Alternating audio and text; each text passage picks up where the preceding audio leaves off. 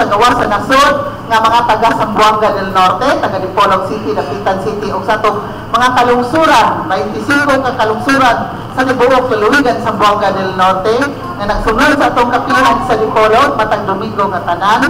Click lang sa kapihan sa Dipolog sa YouTube na adi ata na naton edition sa ato ang kapihan sa Dipolog. Kauban sa atong daghanan nga mga guests matag Domingo nga tanan dinhi sa ato ang official video sa Sunburst Fried Chicken, ground floor, Camila Hotel 1, Lindang Bayan sa Dipolog.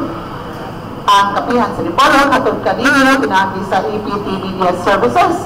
Okay, si Elvis Panito mo ang inyong regular anchor and host, magikauban o sa video, sulod sa duha katakla, na public affairs program, din sa Dipolog City, Dapitan City, uingon man sa tibuok, lalawigan sa Zamboanga del Norte. Ako lang pasalamatan na once again, itagaan kita Biskay nga paglawas o maayo nga paghuna-huna sa atong labaw nga makagagahon kay siya man gayon ang tag-iya sa atong kinabuhi. Dili kita maglihok-lihok, makalihok-lihok sa matag adlaw nga tanan kung wala ang atong labaw nga makagagahon. So, praise be to God. And then, dili sa Dipolog City, atong inulagway nga nindot kay itong panahon.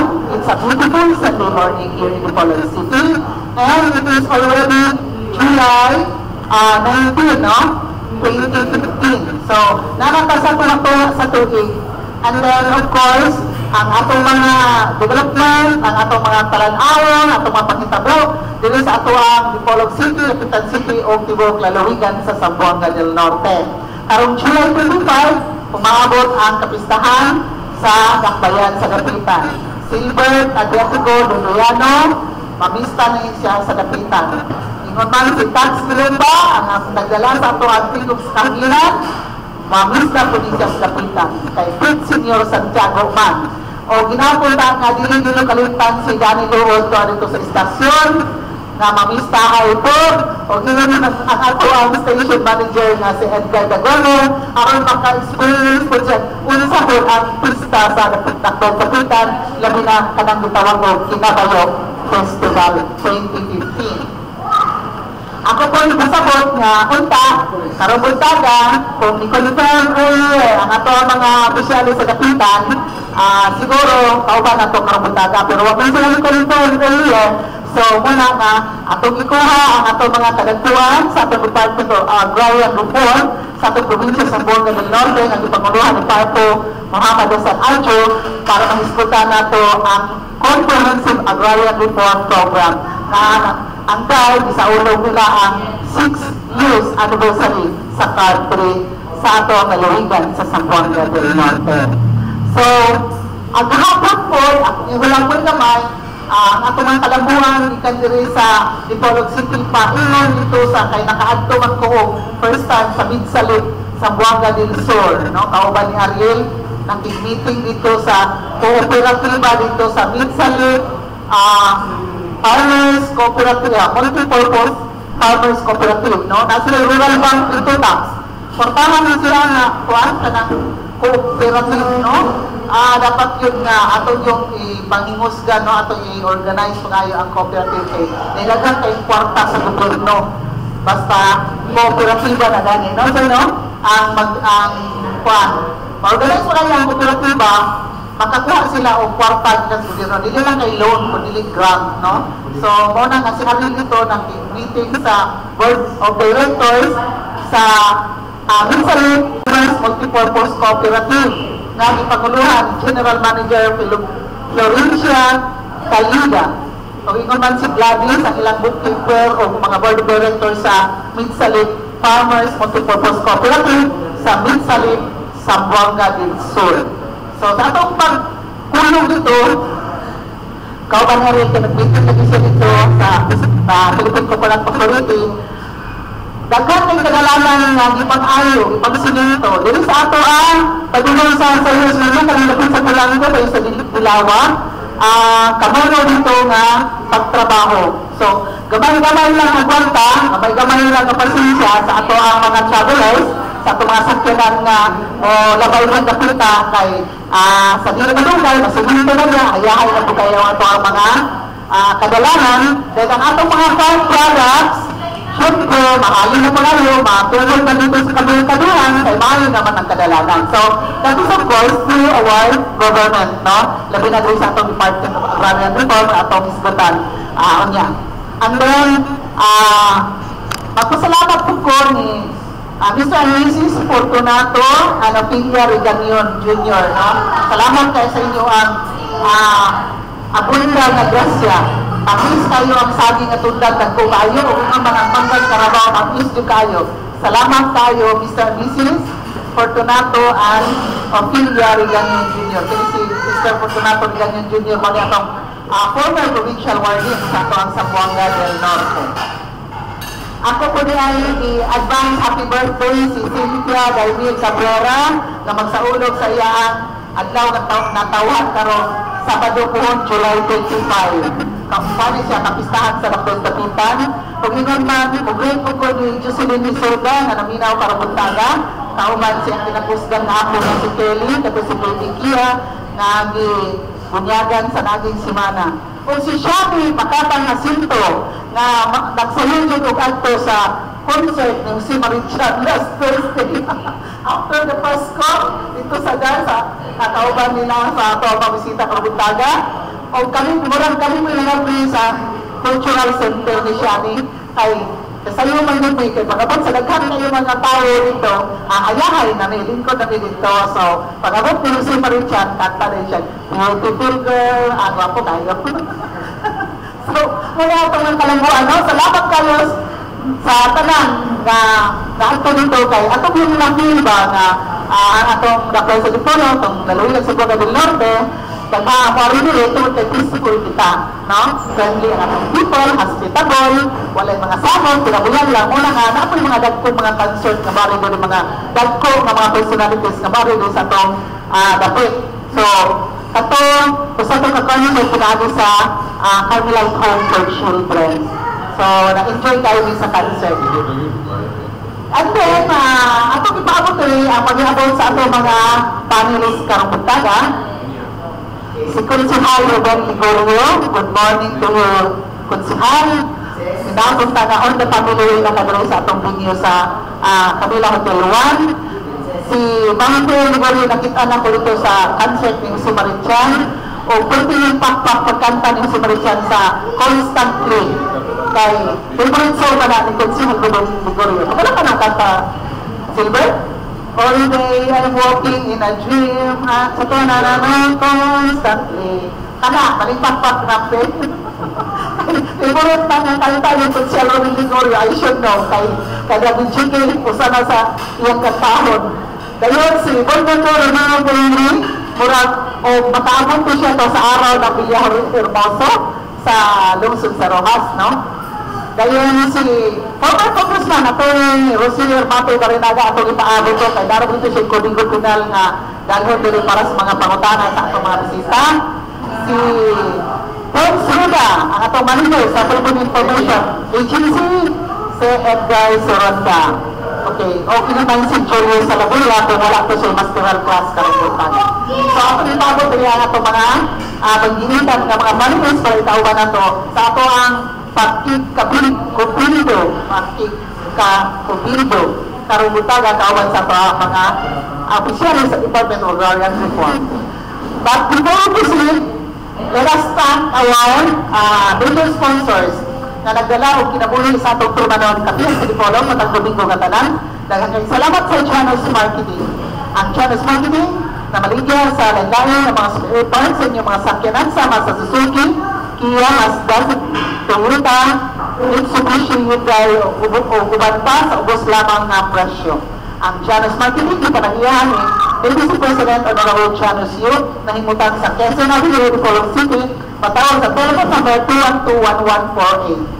Janus Marketing na sa Quezon Avenue, Dipolog City, ipanahiyahan ni Honorable Janus Yu. Daghang salamat nato kang Honorable Senen Olvis Angeles, ang atong Vice Governor o Presiding Officer sa Saguliang Panalawigan sa Zamboanga del Norte, nga matag Lunes nga tanan anang hapon magpahigayon sa ilang regular session sa Sangguniang Panlalawigan Session Hall. Ihapon nato masayram nga daghan kay mga memorandum of agreement gikan sa Provincial Government of Zamboanga del Norte.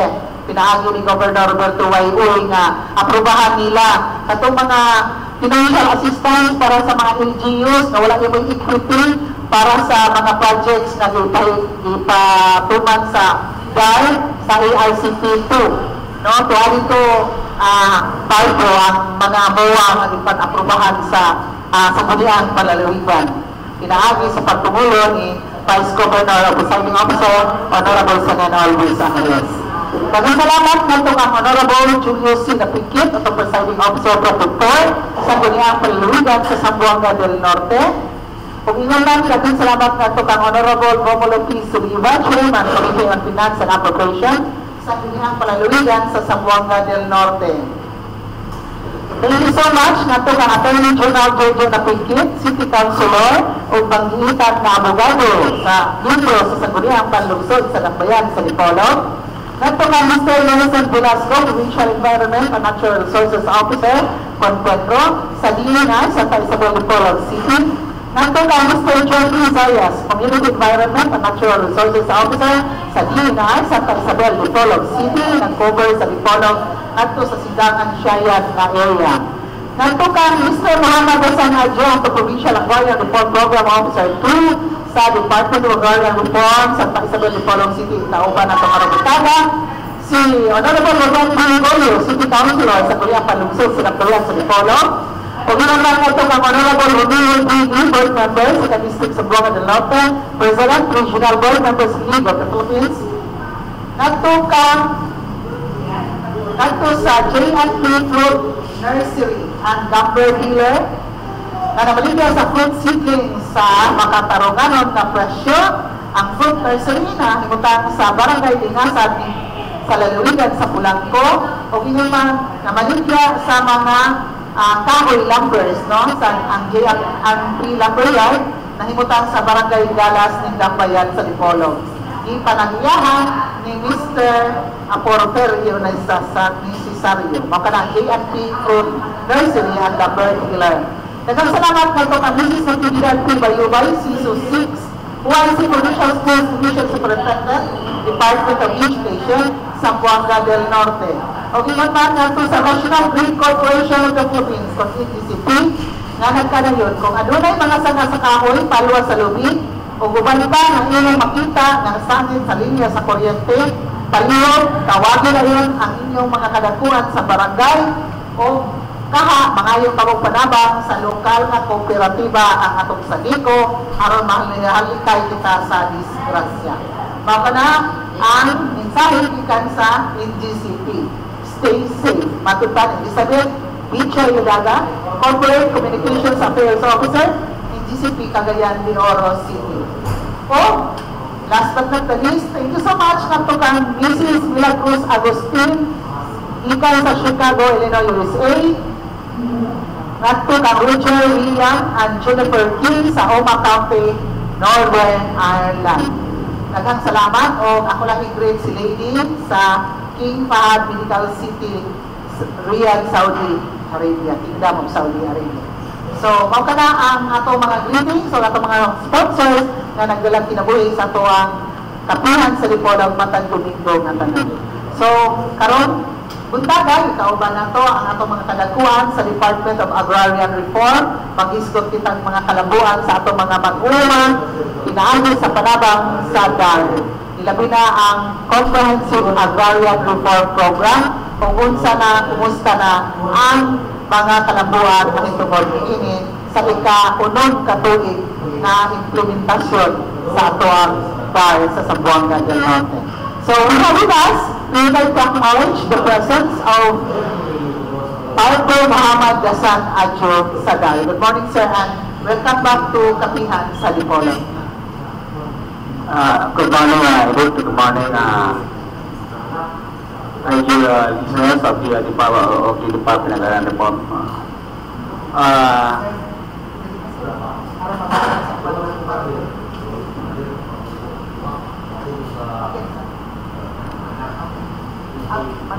Ako ba na ito great ni mo? Ako na ito. Huwag ka mo mag-great. Okay. And also we have with us ang legal officer, no? Sa PARAP Adjudication Board, no? Sa ato ang si Attorney Romeo Covarrubias. Good morning, sir, and welcome back to Kapihan sa Dipolog. Thank you very much. Good morning to our radio listeners. 1 year ago, we were here sa Kapihan, and this is my second time to appear sa radio program tawag Kapihan sa Dipolog since 1980. So I'm very happy to be here, and I hope we could share whatever information we have and whatever clarification we need to clarify regarding the functions of the Department of Agrarian Reform Adjudication Board. This is the quasi-judicial body of under the Department of Agrarian Reform, which handles agrarian disputes. So as we go along, we will try to discuss certain issues and concerns affecting this department. Thank you. Thank you so much. Kabalasag na ako diri si Arpo Antonio Taguilo. Good morning, sir, and welcome to Kapihan sa Dipolog. Mga butag sa tanan, sa mga sukil dito nila, wayong buntag usab sa akong mga kauban diri, si Para Robin o si Parpo Adjo o ni Magnilig na mo atong angkol karon. Actually, this is my first time na naka-appeal ani Kapihan sa Dipolog. Ako mo ipadala sa chief sa Agrarian Legal Services sa Department of Agrarian Reform, si Attorney Adito Zamora. Kaya doon na siya importante din na lakaw. So kahapon, i-inform ko nila na ako mo yung matindel karon. So mao kaniya ako karon din. So magpaila po sa kong kalingon, ako si Antonio Po Tagulo. Arpo to ang akong posisyon sa Department of Agrarian Reform na ako sa Agrarian Legal Services o sa Legal Division. Mahimuntan, salamat. Thank you so much, no? So, atong pangutanan at itong Parpo Adjo, sino tayo kadungo mahinsa ka Comprehensive Agrarian Reform Program. Kabalitan na kini niya dunay mga dagkunon programa, mga proyekto naghatag sa ato ang mga farmer beneficiaries. Ito sa itong nalawigan sa Zamboanga del Norte. National man siya in scope. Pero ang ating pangutana, kung kumusta na ang implementasyon na nahilo ba ninyo ang inyong kaakuhan sa inyong trabaho sa pag-implementar ini ang card, especially so na matut pa sa inyong opisina na nagsaulog na sa ika-unong katuwing na implementasyon. Parpo Adjo, please. Thank you very much, sir. First of all, I would like to know, I would like to give the background of the Department of Agrarian Reform in implementing our major program, which is the Comprehensive Agrarian Reform Program. The Comprehensive Agrarian Reform Program was established in 1988. It was entered in 2000, June 30, 2000. The law embodies the state policy pursuing the agrarian reform as an instrument to promote social justice and to move the nation towards sound rural development and industrialization. Originally, it conceived to be implementation for the previous period. But the funding source is appropriated by the Congress to the Republic Act 6657, and it was until 1998. However, after 1998, the Department of Agrarian Reform sought another assistance coming from the national government through a Congress to pass a new law. The law was within a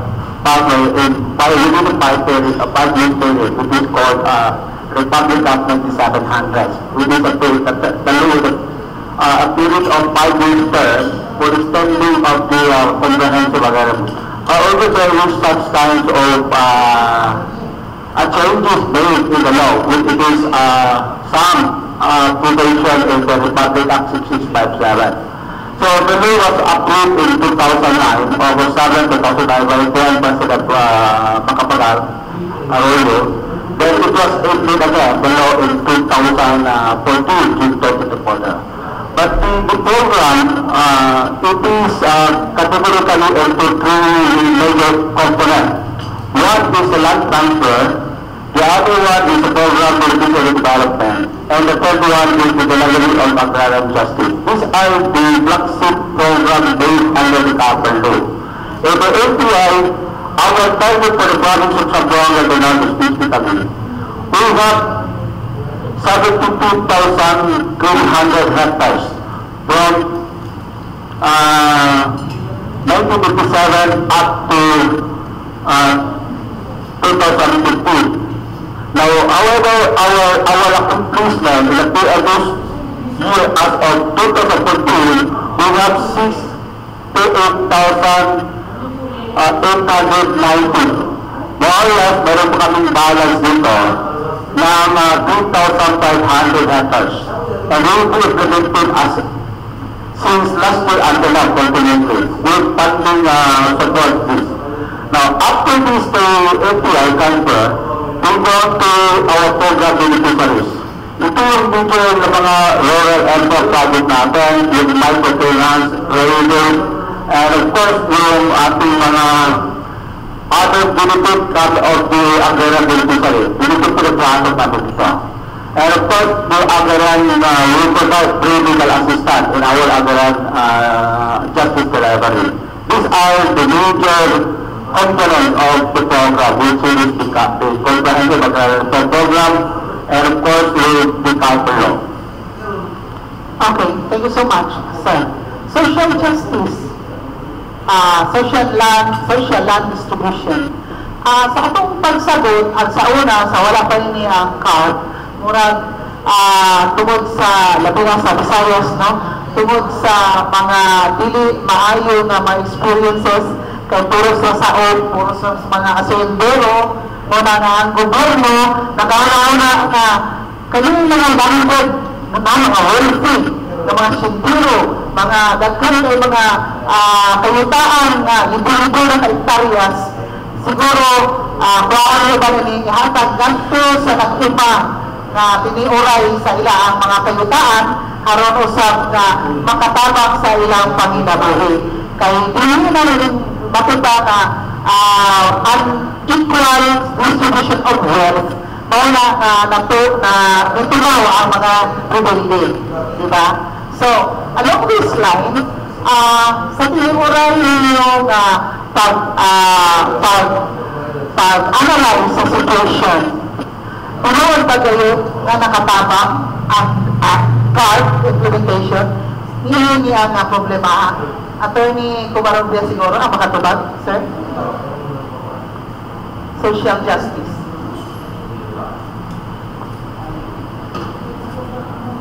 Opinion lang siguro I can give. Yes, sir. Para sa akin, yes, it is really beneficial to the situation wherein there is unequal distribution of wealth, no? Kasi ang social justice program ng gobyerno is to address the unequal distribution of wealth.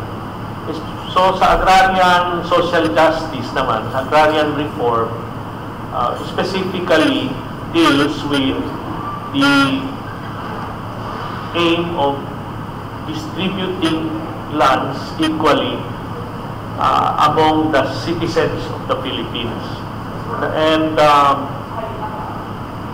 undisputedly, our farmers who are landless, most of them are landless, should be the beneficiary of this social justice program.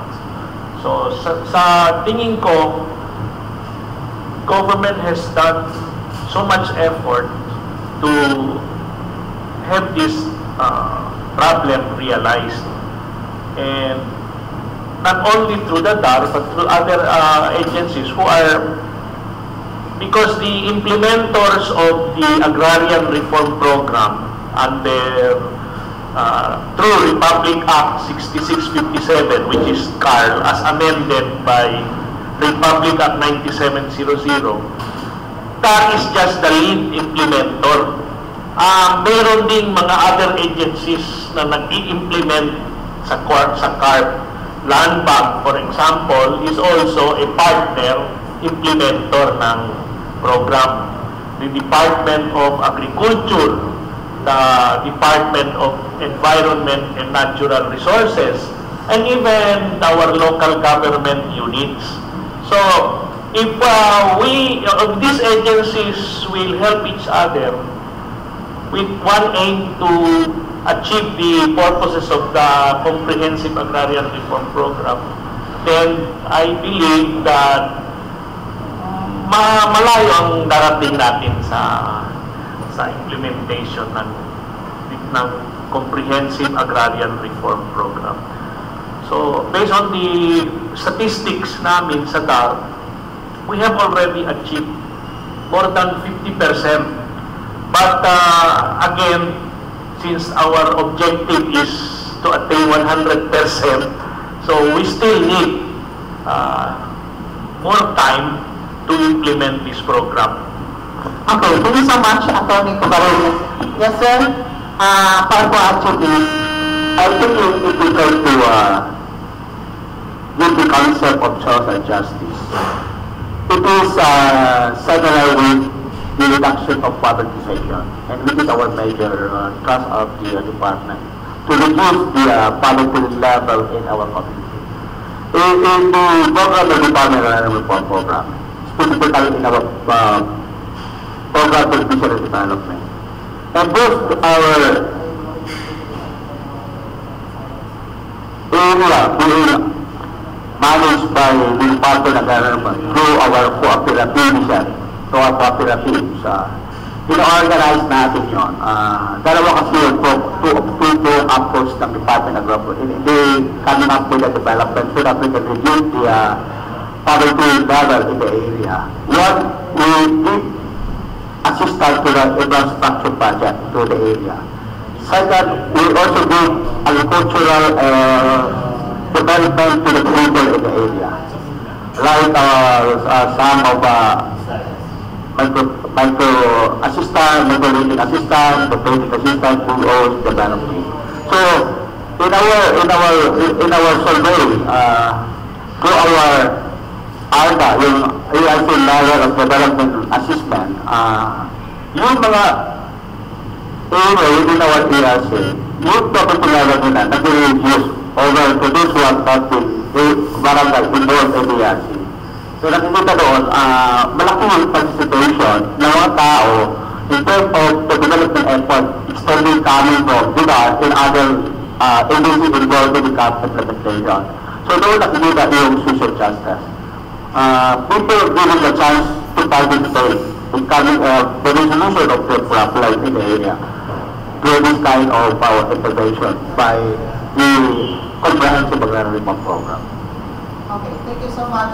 So before we proceed, ato yung namin sa niya pag-abot kay Edgar. Edgar, sir, good morning. Okay, salamat. Good morning sa itong mga bisita sa itong kapihan sa Dipolo karong buntagan bilib. Ikan din sa Department of Agrarian Reform, naguna sa itong programa sa CARPER, with extension and reforms. Good morning, welcome sa itong panaguban sa Tulmanon kapihan sa Dipolo. Ulutan hangtod sa alas 11 at takna sa Kamuntagon Live, pwede na sa Sunburst Fried Chicken. Okay, yes, sir. Pwede na makapangutana. Wala sa lang kong pangutana din. I have not attended the press con, pero I said the representative dito. With regards to this World Carper, I don't know ng World Carper, with extension and reforms, then I have heard Sir mentioned about 50% achievement since the implementation of this CARB law, if I'm not wrong, if I'm not mistaken. That we need to believe, sir, that with this extension and this reform, this 50% can be achieved. I will answer that one. Attorney Covarrubias. Okay, sir. Actually, it's only my estimate, no, not the official estimate. For me, I believe it's more than 50%, not exactly 50%. More than 50% has been accomplished. Let me clarify. No? The Comprehensive Agrarian Reform Program was developed under Republic Act 6657. It was the law was enacted in June 15, 1988. It was through that law, enactment of the law, that the Comprehensive Agrarian Reform Program started to be implemented. And actually, the law itself provides for a 10-year implementation period for the program. It was supposed to end, the implementation was supposed to end 10 years after, which was in 2008. That was also by June 30, 2008. But in having evaluated the accomplishment of the program, the Congress enacted Republic Act number 8532. This Republic Act 8532, enacted by Congress in 2008, extended the power of the government to implement further the Comprehensive Agrarian Reform Program by appropriating additional funds. The funds were specifically identified by Congress to be the Agrarian Reform Fund. That is where we will be using the funds to implement the program. So given that Republic Act 8532, the DAR, which is the lead implementer of the program, was given the go signal to continue implementing the program. There are a lot of processes to be done in the implementation of the program. One is very vital among these processes is the issuance of notices of coverage to landowners with more than 10 hectares property. So this was the gist of the program. Now, in 2009, according as mentioned by Marco Anju, Congress enacted Republic Act 9700. This again further extended the power of the DAR to implement the Comprehensive Agrarian Reform Program to June 30, 2014. However, aside from extending the power of the DAR to issue notices of coverage, the same law also amended certain provisions of Republic Act 6657, the Comprehensive Agrarian Reform Law, CARL. So that is why it is called CARPER, which is Comprehensive Agrarian Reform Program with Extension and Reform.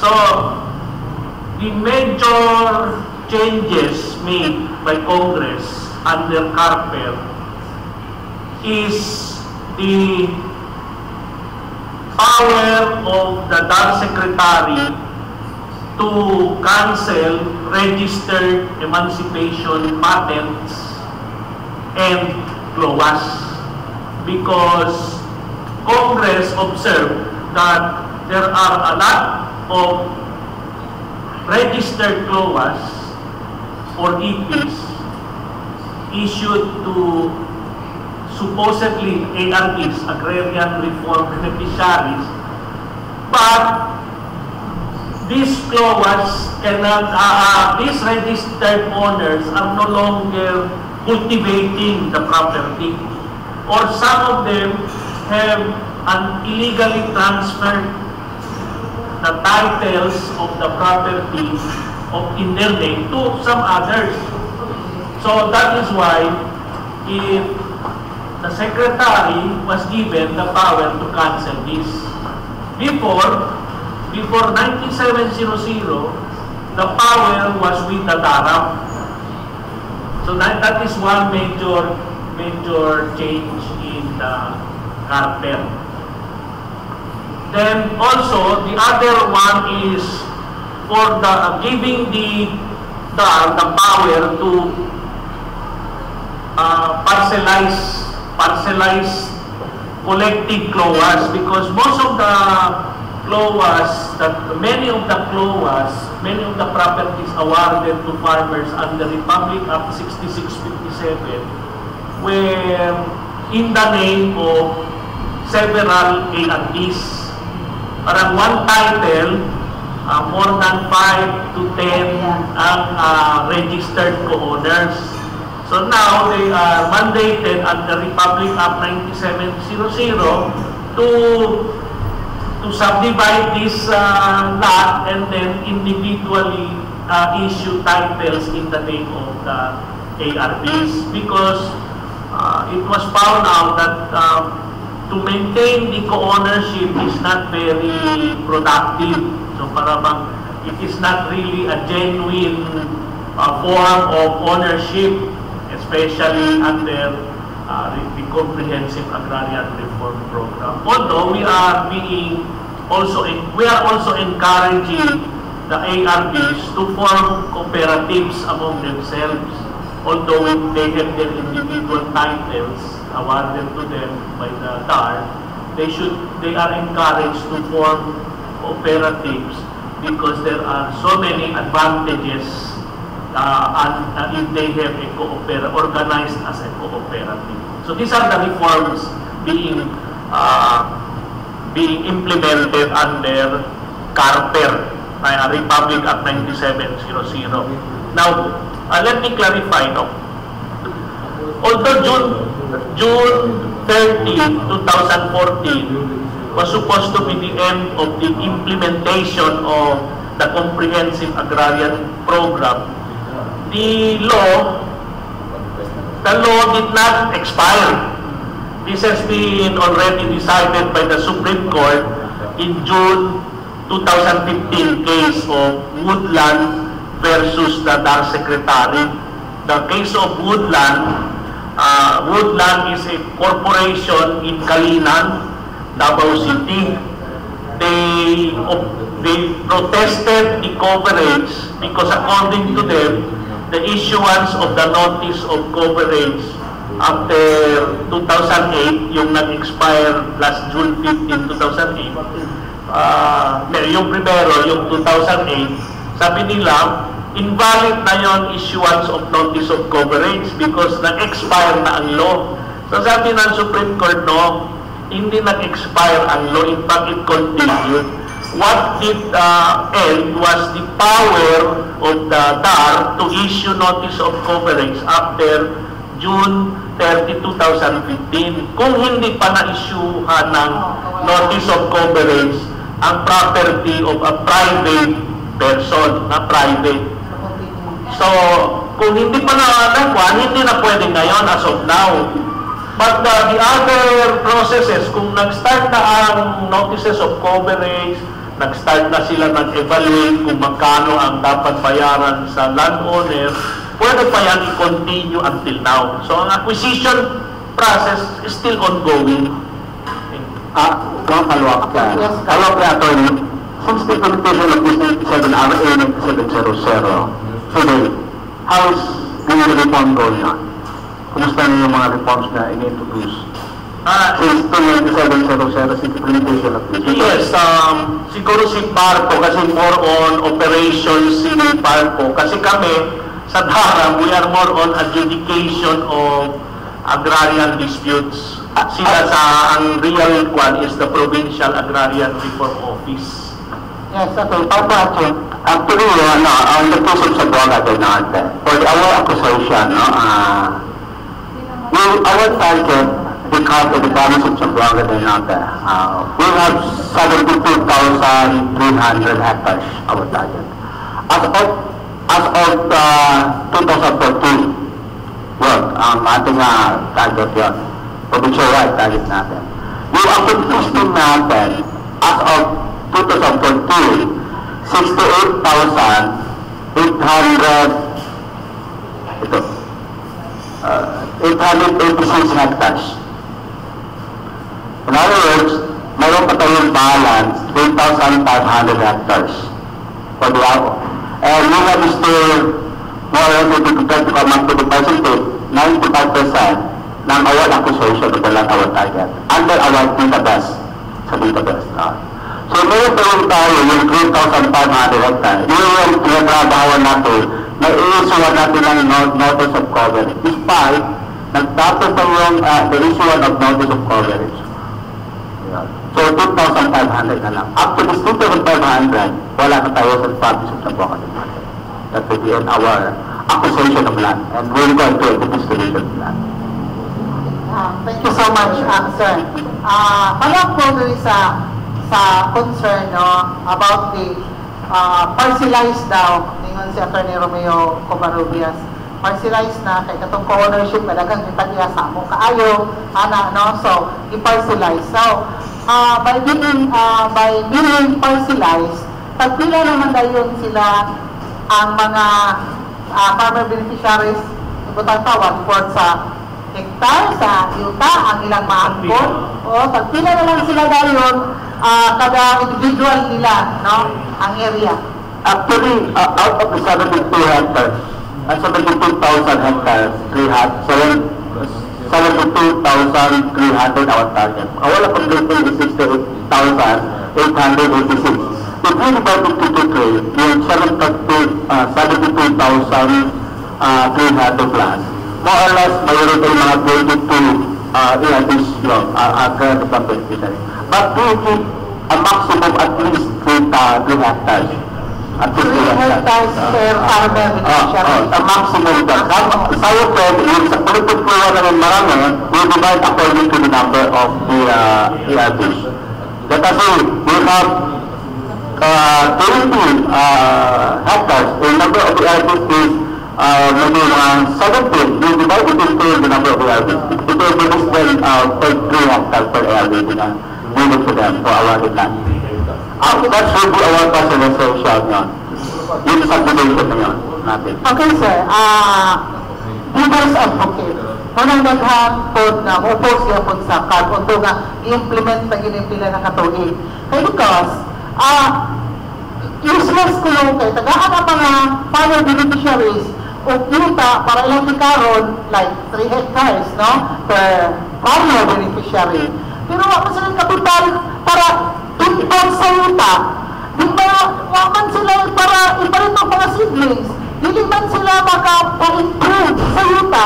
Ay sa ito, tuwa mismo sa land owners na sila mismo nagsila kapital para sa yuta na mamaya ang farm production. So, muna na usahay mag-wonder ta, is it really wise? Ang tubag ko lang yun siya, Arpo Tony Tagulog. Sir? May muntag agad. Actually, dahil na mga itawag na tubigil sa locate, tagaan na natin sila yuta, pero wala tayong support. Actually, ang comprehensive agrarian reform program, comprehensive siya. Una, kaya na siya acquisition o distribution. So, ang yuta sa private person, dihatag na ito sa mga tenants. Ato po na silang kitagaan o support services na tayo kanang task, kanang support services division na nagtanaw na kanang mga IRCP, kanang kuwan. Pero gawas nga naghatag ta nilang support services, kuwan na siya, mura complete package na siya. In case doon na problema ang mga beneficiaries, doon na tayo legal division, doon na tayo legal services nga mo assist nila. So, dili ta magalingon nga wala nato silang gitagaan o kapital, ato silang gitagaan o support services. Not necessary lang siguro nga kita din mohatag og kwarta nila para ipalit og kuwan, pero doon na tayo mga programa nga gihimo ana. Doon na tayo sa Department of Agrarian Reform, doon na tayo kanang support services, kanang PBB na to. Sila mga trainings, mga technologies, kuha sila. Para nga mga farmer beneficiaries na to, mga ARBs na to, makabalo, dili kay makaakot lang sila ng yuta, kundi makabalo sila kung saan paggamit ng ilang yuta. Karon sa ato duduluhin, ato na itudluan ng ato ang mga ARBs na tuloy in-owning the land. Pero ato silang itudluan kung saan nila pag nga mahimo silang entrepreneur. So itudluan nato sila ilang products, kung saan nato pag uplift sa ilang mga knowledge sa agriculture, sa ilang yuta na agriculturalan. Okay, yes. Anything to add? Actually, like to know that for Tony, actually, the department we are using holistic approach of this CAP program. When after we have land acquisition and distribution, we go on to program beneficiary development. This is an interrelated discipline with land acquisition distribution o paano. Anong program ng program beneficiary development? Ito yung tinatawag namin sa CAP. In sense that we will have a capacity development to our agrarian beneficiary. Maraming training. Like for instance, yung DCDA, mayroon ititrain natin ang financial management. Sila paano mag-handle in the cooperative. Turuan natin yung how to make formulation of the policy in the cooperative. We have a lot of training to that in the startup sa ating cooperative. And of course, meron tayo tawag agriculture, rural, and sustainable development. So, tinuturan natin how to come up or formulate a development plan in the area of their barangay. Yun ang tinuturan natin. Tinuturan natin nila how to, yung microfinance, yung banking, small banking system, tinuturan natin yan. Of course, credit system, tinuturan natin. And of course, tinuturan natin sa mga bagong technology on agriculture. Like for instance, meron tayong system price anticipation. Ang number one ay pilot na regional, which is dito sa Dipolo. Meron tayong irrigation yan, naka-integrated sa irrigation natin. Meron tayong access to basic services and infrastructure projects. These are an indication in relation to the land transfer. So, kung these po mga problema, among the PDRs or among the land owner, piniproban na natin ng pre-legal assistance. So, our legal division, kung this po maresita din by the division of consolation, ililito natin dito sa harap. Ito sa edify para kubarubias. Yun yung concept ng comprehensive agrarian reform and so many other activities. Kaya nga dito sa atin na sa comprehensive agrarian reform program natin, masyadong basic. Maraming report naman. Hindi namin na alam saan, paano namin nilikat sa report every now and then. Because, pinapapasok natin ito yung Foreign Assistance Project. Our Foreign Assistance Project here in the State of Zamboanga del Norte, since 1992 up to this present, we have 7 foreign assistance projects in the province of Zamboanga del Norte. Ay yung pinakamarami sa province of Zamboanga del Norte. So far, in the 82 province of the Department of the Comprehensive Reform, tayo ang pinakamaraming 7. Nagtapos na.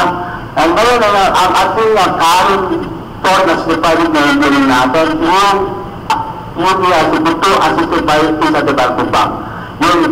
Yung IASIPUTO magtatapos na ito ngayon December 30, 2015. However, magtapos na yun, may pumasok ng pagkakala natin yung IPAD, International Bank for Agricultural Development of United Nations.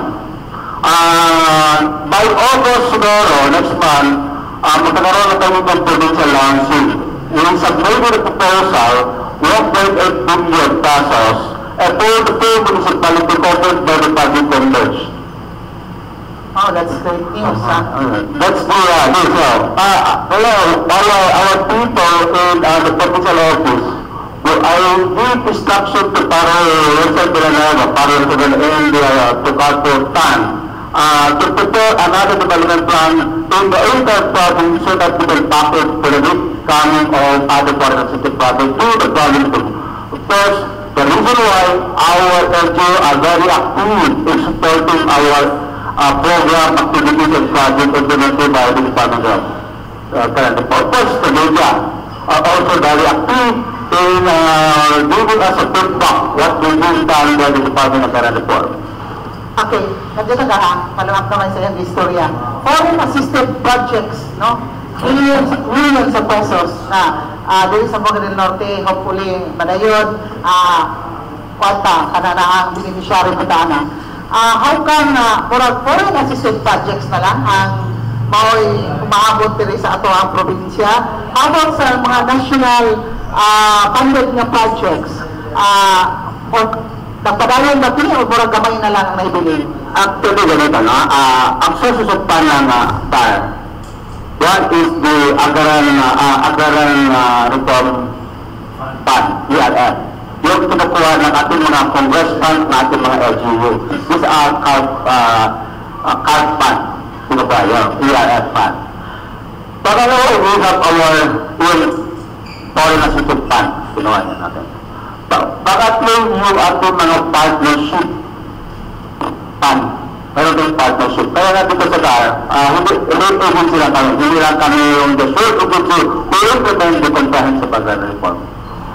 In the case of the department, meron tayo partner sa Ipostability, may partner sa BA, we have partner and land bank, and even private institution, may partnership tayo. We will get towards that PPA. Yung private-public partnership with you. Kaya ang tinatawa lang. Because other foreign project, we want to fund the project of San Juan del Norte with the concept of activity. Ano? Kaya ito yung ginawa. We try to transform our ERP into an entrepreneurial. Okay, thank you so much. Edgar, a question please. Okay, thank you very much, Dave. Sir, do we have data, dito lang sa inyong area, data of those farmers, owners of land now, who successfully or progressively developed the land and with this program CARP, because it so happens that a few years back, we have passed by Bukidnon, we're going to be an agricultural place, and there are so many uncultivated lands, uncultivated lands. Why is it happening? We have to ask ourselves, and maybe we can be in good ways with the concerned department. Hindi sa itong province, sir. Actually, we have cases like meron tayo yung success stories. We can get the data in our information office for success. We have a lot of that. And in fact, last year, mayroon tayo awarded yan na outstanding agrarian reform beneficiary. Ito po sa Sidangan, mayroon yan. The person of Mr. Sigobia, gano'n? Sigobia. Tayo yun, national award yun, success story. And of course, in the area of Karawin, some outstanding, national outstanding cooperative in Alberto, awarded yun. So, nakikita yung invitation ng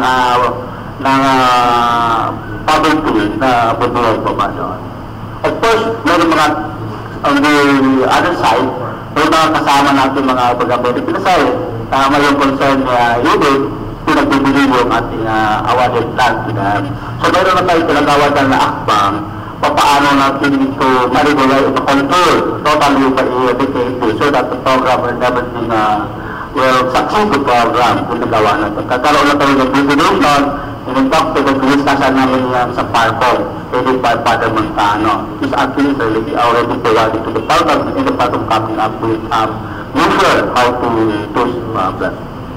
Sir, has this program start and these success stories of these owners of land has changed the scenario wherein farmers would discourage their children to become farmers, they would send their children to become doctors, lawyers instead. Has this changed that scenario, sir? Because you already have the land, 3 hectares. That's a big land to be cultivated, and there are more benefits to that. Has this changed? Actually, this is our economic motives to instead discouraging our farmers, children to go to other discipline in life, instead leading our farm activities. Kasi otherwise, kung doon na lang tayo, masasira yung economic aspect ng our province. We can talk on our province. No? Mayroon na tayo yung ginagawa ng hakbang ngayon. In fact, most of our program after shifting our focus from the API for the land transfer to support services, yung kasi we want to transform our farmers into entrepreneurial life.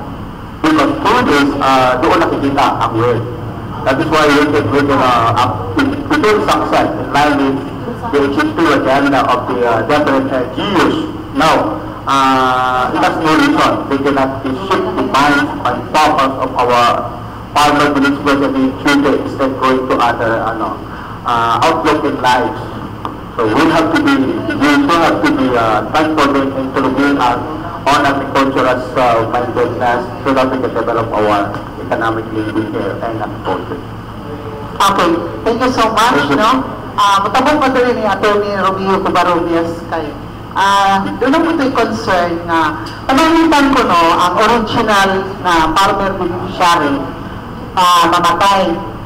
So, kung sa ilusunod, sa katungod niya isip farmer beneficiary, automatic ba ang mga anak?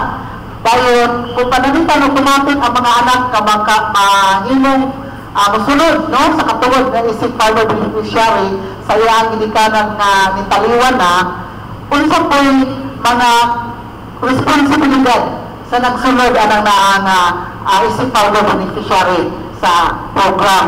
Pwede ba nila nga ibaligya or pwede ba nila nga ipinda po wala na bitas papa, wala na ikuan na wala na daw makialam ang gobyerno anak nato. Atty. Romeo Covarrubias, please. Okay, this is the process. First, TAR will award the farmer a piece of land, agricultural land, maximum of 3 hectares, and his proof of ownership, ebidensya niya is the CLOA, the Certificate of Land Ownership Award. So, dapat itong Certificate of Land Ownership Award, i-register ito sa Register of Deeds kung asa na located ang property. So, once registered ang CLOA niya, mag-issuehan siya ng titulo yun. Pareha sa mga ordinary titles issued ng Register of Deeds. Pero nakalagay dito na indication na CLOA ito gikan sa TAR, issued by the TAR. Annotate. Hindi na necessarily annotate. Nakalagay ng letter na indicating na CLOA ito galing. Different ito sa ordinary title kasi sa ordinary title, nag-start ka sa OCT, tapos number na yun, no? Tapos kung transferred na, TCT, number, tapos nag-start with T. Kung emancipation, gikan sa DENR, emancipation patent or free patent, maglagay dito put P dash, anak. So sa CLOA, meron din yan, codification, may coding. Okay. So from the time na register ito, may tatak dyan kailan na register, within 10 years, hindi pwede yan ibenta ng registered owner, yung ARP. 10 years. So, dapat kasi niya, i-cultivate niya ito para maging productive ito. And then, of course, under the supervision ng the Department of Agrarian Reform. The Department of Agrarian Reform will from time to find out ang progress ng iyang cultivation. Let us say, kailangan ba niya ng other support services, meron tayo. So, within 10 years yan. And then, sa batas na to, Republic Act 6657, even as amended by Republic Act 9700, he is obligated to till the land personally. Ang sabi ng batas, personally or with the aid of his immediate family. Yun ang batas. I-monitor din ang inyo, ha? That is supposed to be the monitor duties and responsibilities ng DAR provincial office. Actually, no. Bago, sige, go ahead. Actually, yung ano ba, dahil ang monitoring doon, mayroon tayong massive monitoring. One, what is, in the barangay, in every barangay, meron din yung organized, the Barangay Agrarian Reform Committee or Council. But, so yun yung rin yun, magka-identity pa sila sa monitor na. And every now and then, nagkaroon sila ng meeting with the development facilitator. Yung reality namin. So that, they will determine the status, the development of the land awarded to the Agrarian Reform Program. So doon ang activity kinalawa na. Ang award for structure is not only for the office or municipal, down to the barangay in the ARC. So, nag-monitor mo, wala tayo problema sa legal. Attorney Romeo, sige, go. Wala. Kasi, so, let us assume in order yun, no, within 10 years, hindi pwede. Let us say, na, sa question ni Edith, what if the registered owner, who is at the ARB, died within the 10-year period? What will happen? Kung sa'y mangyayari. So, ang kwan dyan is, there will be succession. Kung wala siyang naghimo o unsa ning testament, no, last will and testament. So, hindi, if pwede po para walay away ang mga anak. Sometimes ito man talaga ang mga magulang ang nagtatrabaho sa kanya, nagtulong. Ang iba nandoon, ibang trabaho na. So, pwede siya maghimo ng last will and testament. Pero kung wala, normally wala man na, ordinary succession will govern yung sa civil code, no? So, ganito man yan, kung may asawa, namatay siya, i-divide yan property among the asawa and the children. Equal share na sila maging. Pero kung let us say ang award is conjugal, let's say awarded to the spouses, so ihati muna, ihati yan sa wife, let us say 3 hectares, so 1.5 pupunta sa wife, and then the 1.5 divided among the children and the wife pa. Okay, yan ang rule on succession sa civil law yan. So ordinary, because if you will read 9700, once nakaroon ng title issued by the Register of Deeds, the title now, the CLOA, becomes under the operation of the torrent system. Protected na yan by the torrent system. In fact, it is not easy to cancel this and to just question this without filing a direct case before the courts or whichever has the jurisdiction to cancel titles. Now, in the case of CLOA, si Secretary ang nagdarlang pwede yan. So, mag-file. We have already the rules of procedure on how to go about this cancellation of CLOAs, registered CLOAs. So, within 10 years, hindi pwede. But after 10 years, pwede na. Free na ang landowner ng ARB, awarded na ng ARB, to dispose the property. Wala na namang prohibition. Provided, meron pa isang kondisyon. Bayad na siya sa land bank ng amortization niya. So, I try to correct, no? Itong property awarded, hindi man ito totally free. Correct. They will have to pay an amortization annual equivalent to the value that has been paid to the landowner as just compensation. Ganito ang process. So may itong title, once na na-receive nila ng CLOA, actually, under mortgage pa yan sa Land Bank of the Philippines, subject to pay. Kaya ang land bank may ibayad. Ang land bank ang nagbayad sa owner, just compensation. Kaya ang farmer beneficiary, mamanto siya, magtiro sa land, para nga ba ito, ibayad po niya ito dito sa land bank, para ibayad ito, ulit ito rin para sa minimal amount. Very, minimal.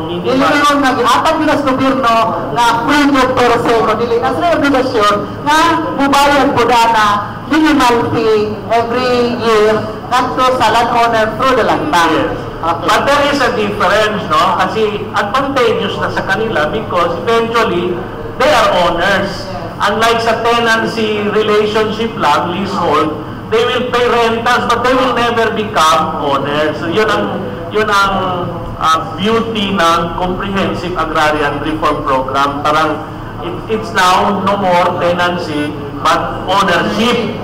Economic size lang po, dili po pwede more than 3 hectares. So, para equally ang distribution. Okay, bago Anjo, actually ba, this is also again, rejoined to a parent ko pero years. After 10 years, by nature is off and on. But we are requiring the IDs after 10 years, they want to sold the land, we are requiring them to submit application to our parrot that we will get to regional office for what sort of value sold for that particular. Because after all, we want to transfer the title to a private name and we have to secure the clearance from the land. Clearance. Kaya we have to ask application for one purpose of services so that the guy will try to validate this. Baka doon, tama yung wala pa sila kapatapos yung completion yung order niya sa LAGMA. Okay. Kinapunta na na sa atong naminaw, no? Sa atong mga radyo karabutan ka. Dapat nyo namin nga senaryo, no? Legal o sa department. Kaya ito ka misconception ba ini andar? Naminaw mo na yun na basta tenant, labanan yun na sa dar. Isang tagon sa umunita ko, ang dar mula pa rin corona sa tenant, sa mga sao. So, what are misconception? A case, for example, nasa yuta nga ibutang ta 1 hectare kapit sa usa ka lungsod, no? Tapos irrigated land na siya daan. Dayon, dili siya ang iyang parents nga original kunuhay nga nagsabot lang siya sa original food na owner, not in a form of anything else, kundi yung paper lang siya nga nagpatuod nga siya ipapulor na doon ipauntad na lang po sa yuta. So namatay sila both parties, the original owner and the original food nga dili po ito tenant tagay 1 year kapin naman 1 year naman kapin ang hectares, no? Matawag ba nag-tenant? So mato siya, pero wala sila yun nga kasalatan per se. I don't know how to interpret that one, pero as the years go by, here comes the ears of the original owner na gusto na nga mag-take over sa yuta or i-dispose ang yuta kay daghang magbahin, gamay na tayo sa tanan. But the ears of kunuhay, itugtuang nagpili ko naman sa land, hindi sila masugot kay tonang naman yung kuno sila. Pero actually, wala po sila galing kaatag o sakto na kaninian sa abot sa yuta, renta, yes, share. Wala galing kay butang tao sa usa kay tala pila naman ang kasako bakit na bugas, no? Ang inyong ihatag, pero sa usa ka ibutang katulog na sana harvest kaduha katulog kutsitsa katulog irrigated man. Rice land? Yeah, rice land. Depende sa agreement. Okay. Aron, kaya lang may saktong agreement. Ito nilong pag-people lagi nga, kanalaban lamigo, no? At sa unang panahon. Kahit sa piece of paper, kahit sa toilet paper, pwede yan. Okay, so valid talaga. Okay. So, wala po siya, sakto po na sa remittance sa share. Okay?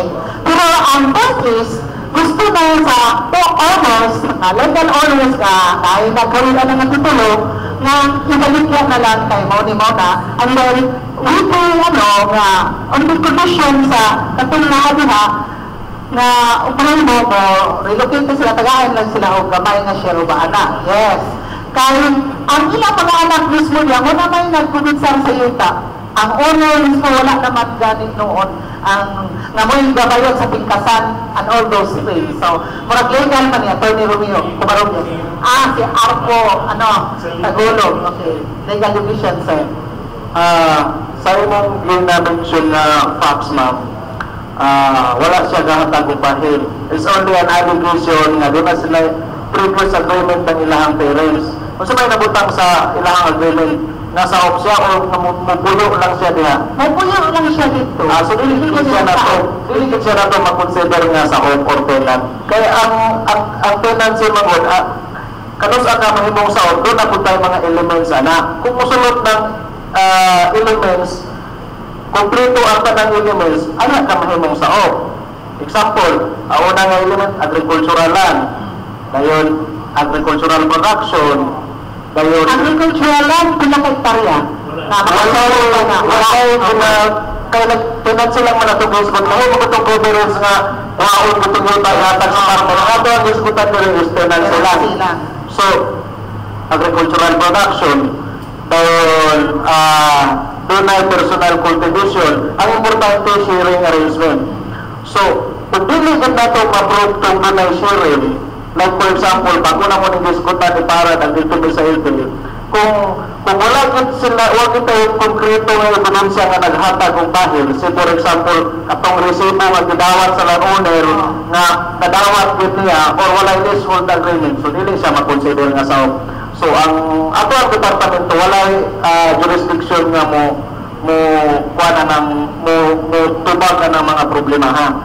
Kay usahay mamisinterpreta nga ang dar mga bandot sa sao. Ano ka misconception? Mami na siya, kung sao. Pero, the tenant must have to prove nga sao kit siya. Meron tayo mga elements, pero siya mahimong sao. Kaya kung magkulang siya, so wala yung tenancy. Kaya sa matod pa sa information, ang present status niya, nga ang mga anak na kanya rin mismo, at ito ay nga original kunuhay nga nagkuhan sa yuta, tuwa na sila rin na nagbalay na, concrete na, balbalay na, as if they own the land. Ang mga owners wala man kung diha rapod, dili po layo kayo ang gipuyan, pero mura bang dili na kasulod po sa nito ang mga owner, dili ba lang yung itapulana, kay mo na, mura bang nasa na kayo, at nako. So, in the beginning, kung wala yung tenancy, wala yung succession, wala yung Sa piece of paper na unified paper, saan man ko na to? Na naipirma ang gamatuod dito. Sa ako opinion, dili siya makonsider. Although, agreement nila, valid between the parties, pero sa kuha, sa amo na ang ginahisputan nito, I think Parad can also, pwede po siya makasumpayan eh. Kinanglan kita konkreto nga ebidensya. Both sides are on the part of the kwan. Atong tuang nagpagpunsayo dito kay dili man nilang titulo na ako sa landowner. Dili ang landowner ako kabayan sa tingkasan kada tuig. Wala maguna siya. He who alleged must prove. So ang tenant mga nagalit siya nga tenant siya, he must prove na tenant din siya by completing the all elements of tenancy. Okay. Attorney Romeo, please, doon na kayo kaat. Kaya doon ang kayo nagtanggol na ang mga anak ini nga, sige, magkita lang pa sa dar, magkihaanay lang taani. Kaya parang sila na may nag-angkod bitaw. Kasi number one factor in determining tenancy relationship is consent. Because consent must be mutual, meaning to say, it should be between the two parties. Okay? So, sometimes kasi kung walang concrete na written agreement, hindi natin ma-prove basta-basta. And especially kung hindi ma-admit ng other party na there is a tenancy relationship, that's the time we have to investigate kung present ba yung mga 6 elements to constitute tenancy relationship. So, sabi ng Supreme Court, ang very important yung dalawa, yung consent of the two parties and the sharing of the rental or in the form of pwedeng money or harvest product ng harvest. So, that is the difficulty. How do you prove na nag-consent yung landowner sa tenancy relationship? Namatay naman puro. Namatay na essentially. Kasi ganito, may batas tayo, no? Republic Act 3844 governs the relationship of a tenant and landowner. At present, itong Republic Act 3844, the Agricultural Tenancy Code, abolished already yung sharing system, tenancy sharing. Dapat ngayon leasehold na. wala nang sharing tenancy system. So, kung leasehold, abang na. Pero not necessarily you will pay in money. Pwede rin in the form of the product that you are cultivating. No? Oo. Sa kupras ba? Now, there are two forms of the how to come up with this agricultural leasehold. One is written, and the other is by operation of law. Operation of law meaning both parties, kahit walang sulat-sulat, they both recognize the relationship. And then here comes Republic Act 3844. So, immediately, automatically, from the effectivity of this law, it was converted into a leasehold relationship na hindi na sharing. So, that is one form. The other form is there should be a written contract or there is an implied contract of leasehold. So, sa implied tayo ang problema. Kasi sa leasehold, written contract, may forma talaga yan, no? Nakalagay doon that who are the partners, notarized. And then, actually, ang DAR has a mandate also to help our farmers and the landowners come up with these leasehold contracts. We are mandated to do that. And then, in fact, para very complete ang agreement, in fact, ipa-confirm pa sa DARAP yan ang ilang leasehold. Meaning to say, the DARAP will investigate if the two parties voluntarily entered into the contract. Okay, so itong isa. Ang problema mo ngayon is yung implied kasi walang written usually. And then one will claim, I'm giving the share to the landowner, no? Nakita kung rice, kung corn, especially sa coconut, o nandito nga ang pesada sa kopra. So ito ang ibibigay nila lang. Wala silang other document to show na i-acknowledge ng landowner na nagdawal siya and that he is considering the relationship as tenancy. Kasi sometimes caretaker lang man. Sabi niya, you just take care, I will just pay you this salary, no? Parang ganon. So, ito ang naging karamihan ng dispute sa one. And then there's a law. Let us say, for example, assuming there is already a tenancy relationship between the two na admitted na. What happens if the lessee, agricultural lessee o yung farmer, namatay? So, under the law, dapat notified ang landowner na namatay si tenant para sasabihin niya sino ang preferred mag-succeed sa tenancy relationship. So, may law nag-provide number one priority ang wife, kung lalaki yan. Second, yung pinagka-eldest anak, and then and so on and so forth. Now, kung hindi yan hindi nagsabi ng landowner sino ang preference niya, so automatic na yan by law, ganyan ang succession.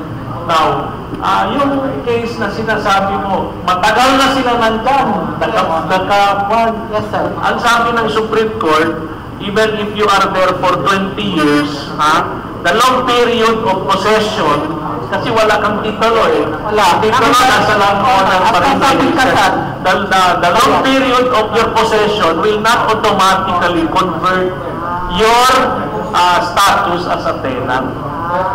There must be always quad. Kasi that is also the privilege of ownership. Correct.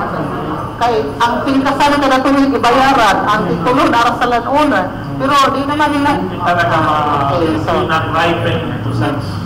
Okay. Thank you so much, sir, for that enlightenment, no?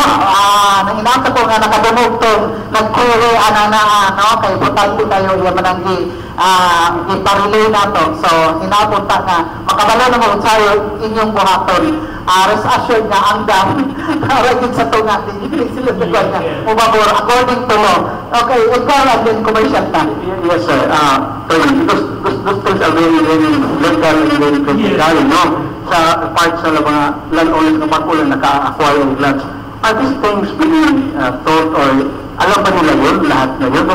Para naman, kasi disputes will start when they do not know what to do. kung meron ng mga, ano ba nila yun? Ibang lanis, eh?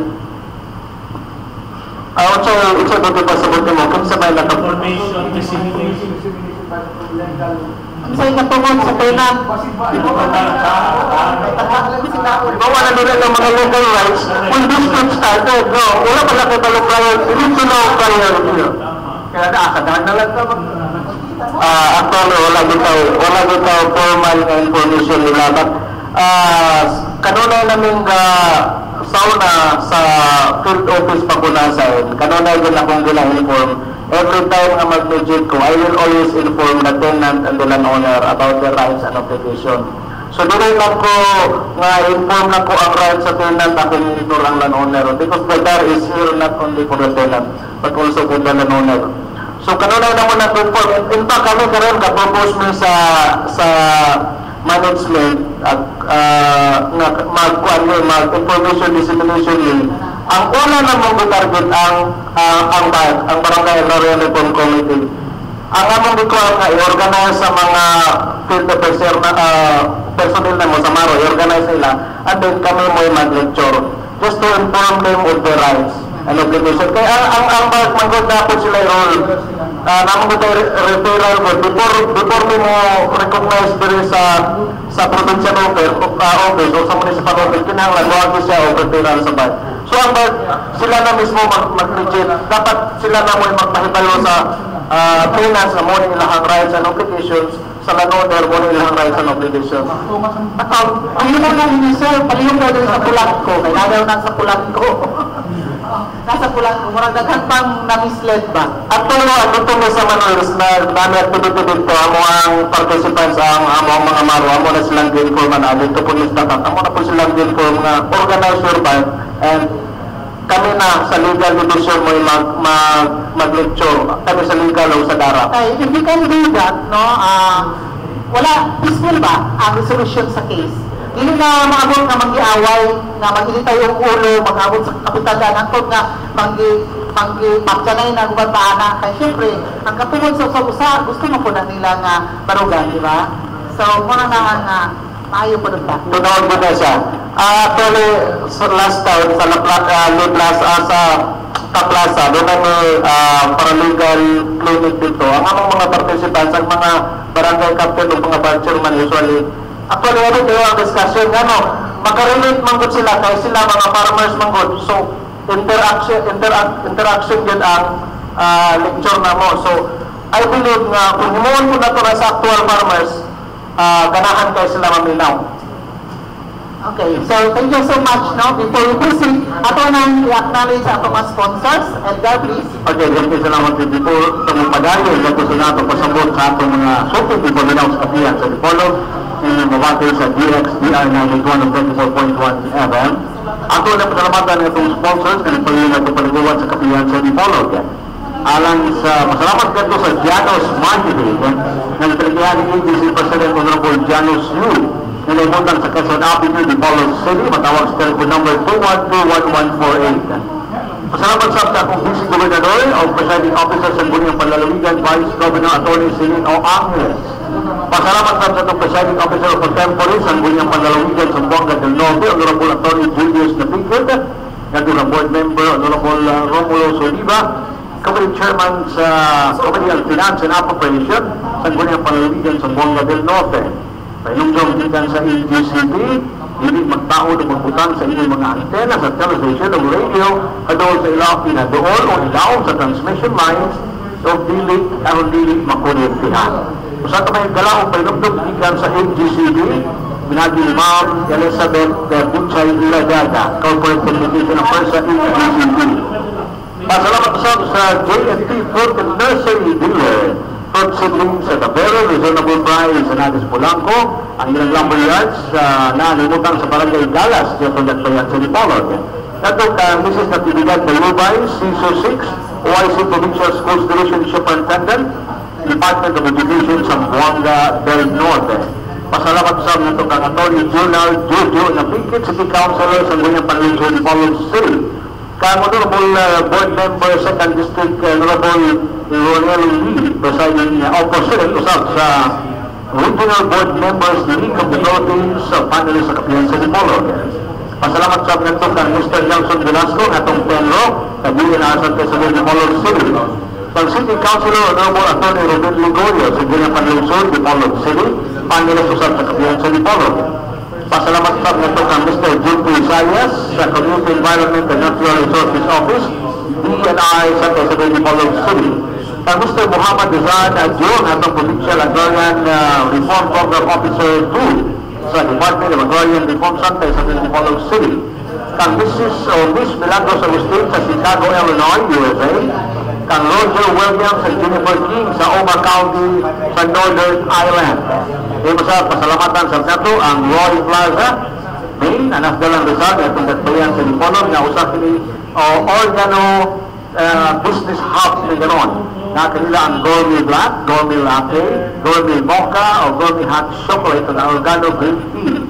Yan na sa Roy Plaza na ating Organo Coffee Shop. Yan sulod sa Roy Plaza. Na nasa kanila ang premium beauty soap. Yan na sa Roy Plaza. O Roy Plaza annex, alam usap sa inyong mga cellphone needs, laptop, netbook, kukuman pa. Roy Plaza. Di masabi, atong sa kanato ang atong paliguban sa Tulmanon Kapihan sa Dipolog, sa June High Center, Tagalan, Quezon, alam siya pinanglan sa mga ligid, mga vulcanizing needs, sa mga plastic uban pa, o mga pakiliya sa usang Dilakon, June High Center, Tagalan, Quezon. Ito sa kanato sa Tungdin, sa College of Law, sa Central Memorial State University, nagkani sa District Congressman Atty. Rosiliar Matoy Barinaga, sa College of Law sa Rizal Memorial State University. Metro Shoppers o Metrocom. Metro Shoppers sa Dalang Rizal niya kung datbayan o Metrocom dito sa 3rd level sa Lee Plaza Mall sa Dalang Quezon niya kung datbayan sa Dipolo. Kitchenwares, housewares o mga gadgets sa isang unsan yung panginalan sa gadgets, mga high-end gadgets yan na sa Metro Shoppers o Metrocom. Fun World, bring the family and have fun sa Fun World Design Unit that you shop sa Fun World sa Building A sa Dipolog City Boulevard, Dipolog City Business Center. Masama ang LC Electrotech Highway Binao, Dipolog City o ang Lopez Sand and Gravel, matawag sa telephone number 9080196 Head to 2. Will bring out the DDU.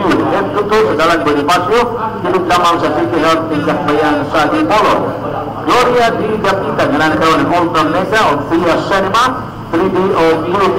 Kaya sa Gloria D. Dapitan, pinakabago na department store, hyper store, kaya sa Gloria Dapitan ang Ultra Mega. Ang Fantasyland, alam sa mga bagong rides, in the family, the child outing you dito sa Fantasyland. The place for Santos Seafoods dito na sa Inato lang sa Dapitan ng Family Park or Dampak, Dakbayan sa Dapitan. Tragiyan ni Congressman Lolo Rosos. Imasap ang DCIT o Dipolog City Institute of Technology. Tagyapon nag-offer sa Aeronautical Technician, nag-offer sa Sunday High School o the Weekend College. Imasap nagpatungya po na nag-offer sa pinaka-ubos na tuition fee sa Dakbayan sa Dipolog o galibigan sa Buanga del Norte at Dipolog City Institute of Technology or DCIT. Mga po mga nagpalayo sa itong panagkuban sa Tulmanon Kapihan sa Dipolog, matag Domingo, alas 9 ng oras sa alas 11, ang taknas Tugtuhon, live dito sa Sunburst Fried Chicken sa ground floor, Hotel Kalilawan, Dalan General Luna, inatod Dakbayan sa Dipolog. Balik na sa atong mga bisita sa itong Kapihan sa Dipolog, ay balik ni Eden. Okay, thank you so much, Edgar. Nag-discuss me along the sideline while na-commercial si Edgar. Kaya yun naman ko yung concern ka, importante kayo. Kaya because we cannot deny it na business is booming here in Dipolog City. Daghan kaya pang economic activity na rin nakita mo these past few years, no? Dinis Dakbayan sa Dipolog. So, mga kita bahin sa land conversion, ngayon, nagitabo kini kay daghan kay concern diyan na Santa Filomena, Santa Isabel, Galas, na daghang mga basakan diyan, mga rice land, nagipagtapakan dali. So, if you notice it along the way, both sides, right to the left, ipagtapakan dali sa mga landowners. Is that legal? Na wala the way, na mama na siya yung land conversion. Kaya kanina naka-apliktar na kung sa drainage system sa siyudad, Kaya na-close ang mga waterways, ang mga creek na mga waterways nga gianan sa tubig, nga-close, dayon, pag-abot sa tinulan, gamay lang ang ulan, baha meron sa tanan, apektado ang kadaghanan. So, manang ipamutana nga unsay pamaagi ining land conversion, basta-basta lang baka makatamba kay imo ng yuta, tamba ka nimo na sa duha, kaya magtukod ka bisag unsa lang. Concern na po ni sa buhatan sa dahil. Who will answer the question? Okay, si Arpo Tagulog. And then si Attorney Romeo Covarrubias at si Parpo Adjo. Ang conversion mag-produce ko conversion, muna siya gitawag na to change of crop from agricultural to non-agricultural. So, ang sa Department of Agrarian Reform, ang bawal din kung irrigation or irrigable, mo gina siya Ano din lang irrigable para sa benefit sa autonomy sa radyo? Kuwan siya, pwede siya in the future, pwede siya ma-irrigated. Kada siya dili ko na siya pwede sa kuwan, dili ko na siya pwede i-convert. Pero kada kuwan, wala strict prohibition na. Pero kung irrigated siya or irrigable siya, mo gina siya.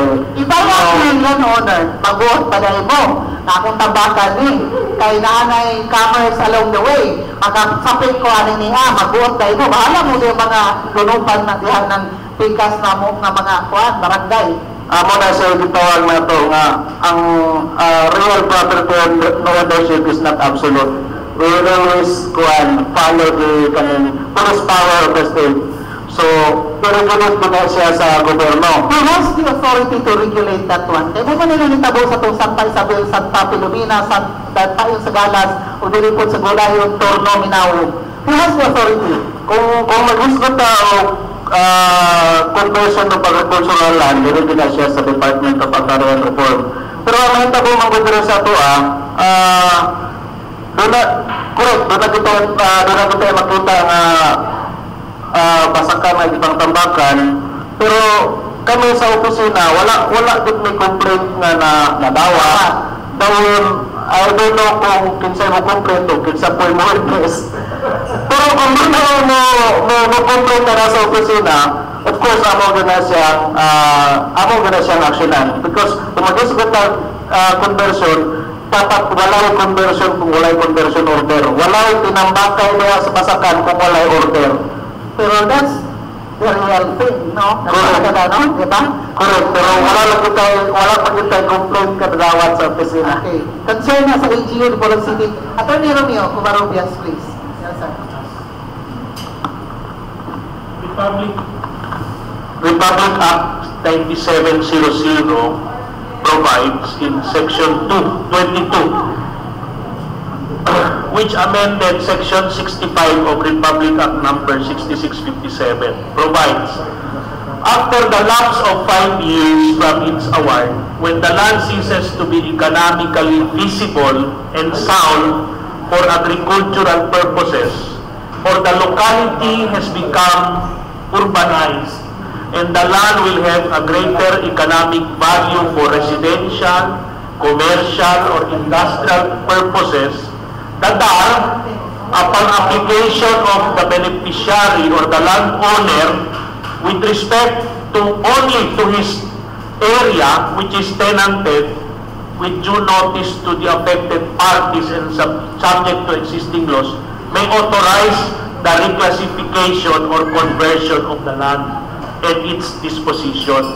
But there are several conditions that if the applicant is a beneficiary under agrarian laws and the land sought to be converted is the land awarded to him, or any portion thereof, the applicant after the conversion is granted shall invest at least 10% of the proceeds coming from the conversion in government securities. Really? That was the provision of RA 9700. The other condition is, if the applicant upon conversion shall fully pay the price of the land, and the applicant is required to, provided yung condition niya is fully paid na siya sa land bank kung man siya ARB. Third, that irrigated and irrigable lands shall not be subject to conversion. So parang, since PD 27, time ni President Marcos, hindi talaga negotiable itong mga irrigated and irrigable lands. So most of the rice lands are irrigable, di ba? Natin. So no compromise yan. So yun ang sa provision sa law. I think kung wala yung kay Balo Ananaa. So, Marco Ate, please. What's your opinion, thoughts, comments? Actually, that's the mandate of the reform carper of the 27, and that is not conversable. That's a law. So, what we have done in the law of the Department of Reform, it is right, according to Tony. Wala kasi nag-complain doon sa OP na. If anybody will be complain that there will be a conversion, Wala yung nag-complain. we will try to investigate them and we'll find, if it is found to be warranted to file a case, we will file a case against them. But the case of our authority for the conversion of land, the power is only subjected for an investigation of this land for subject permit. Actually, the one who will be decided, in the case of private land, under the competence of our regional director. Beyond private land, it is in the competence of our secretary. So we have 23 requirements. It is as cited in the Canton law. Basic requirement before approving of the conversion. So we like to discourage the mga kasama natin who would like to convert. Kaya mag-hirap tayo. Baka may mag-complain, and ito po ay no purpose. We have to investigate that. We will submit for an investigation. Okay, Attorney Romeo. Siguro we also discuss ang penalties. What is the penalty if a landowner will not ask for will not apply for conversion and then deliberately converts it by himself, the property, by constructing a commercial building in the middle of a rice field or a very, very modern residential unit? What are the penalties? According to Republic Act 9700, the penalty for violating the provision I just cited is imprisonment of 3 years and 1 day to 6 years, or a fine of not less than 50,000 pesos and not more than 150,000 pesos, or both, at the discretion of the court. So that is the penalty: imprisonment of 3 years and 1 day minimum and 6 years maximum. But how does the prosecution go about? So the court that has jurisdiction is the regional trial court, which will act as a special agrarian court. So any complaint that involves a violation of Republic Act 9700 with respect to illegal conversion or premature conversion has to be filed before the office of the city prosecutor first, and the office of the city prosecutor will conduct a preliminary investigation, and then it is that office who will file the necessary complaint before the court, because this is criminal in nature already. Okay, so that is the procedure for violations of illegal conversion or premature. Now, what is the difference between illegal conversion and premature conversion? Illegal conversion happens when the landowner really did not apply for conversion from the DAR. What is the premature? He applied for conversion but wala pa na-approve, nag-convert na niya. He put up something already in violation of.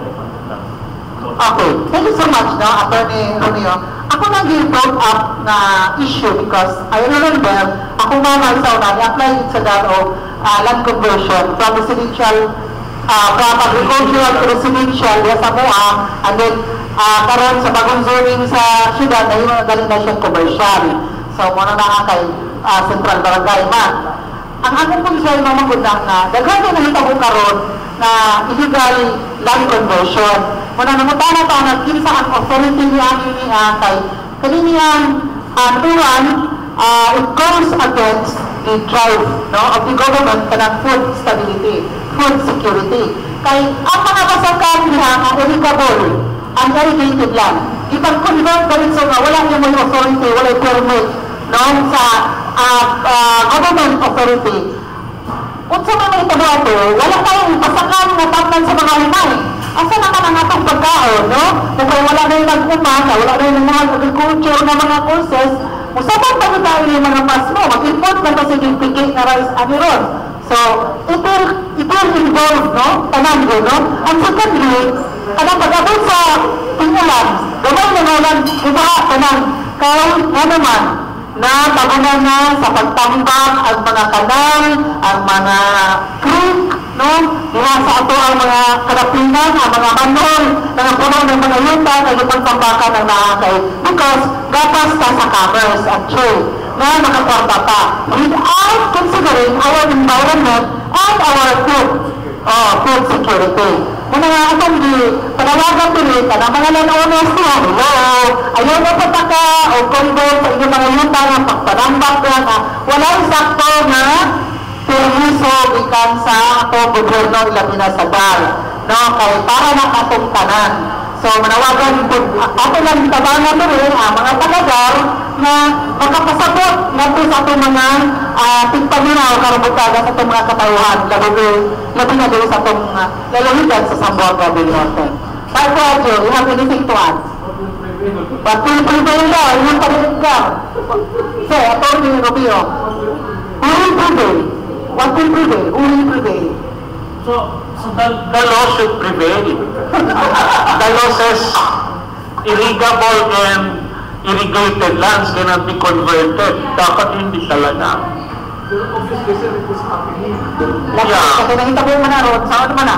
That's why any concerned citizen can invoke his right as a taxpayer to file a complaint. Kaya kay, hasil pa kayo na sa private citizen. Oo. Di ba ba ito na? Actually, all that citizen has to do is report it to the DAR.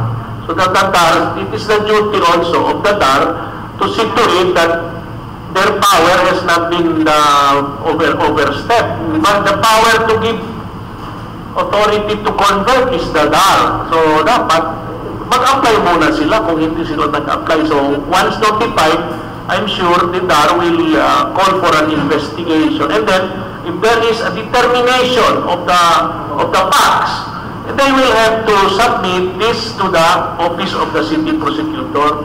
So the city prosecutor will now prosecute kasi criminal man ang act. Practice the way. Was there any case, sir, wherein the DAR and the LGU went into legal battle because of this conversion? Kasi ito ba si Parko Adjo? For the province of Zamboanga, as far as the case between DAR and LGU, wala pa. Pero yung pinili namin kung sana may mag-confirm kayo isa. And we have to work it out. Okay, so thank you so much. Doon pa tayo lang yung concern at issue na atong itakol, sir, kay mura we are running out of time. Any concern? Si Arpo Tagulog. Napa sa inyong office? Concern? Wala na po yung concern. Alam ko yung tugang kamay bahin sa ato ang conversion. Conversion and reclassification are two different things. Kung mag-ispo ang reclassification under sa local government code, ang LGU mo yun ay power mo reclassify. Pero conversion, ang DAR mo yun ay authority.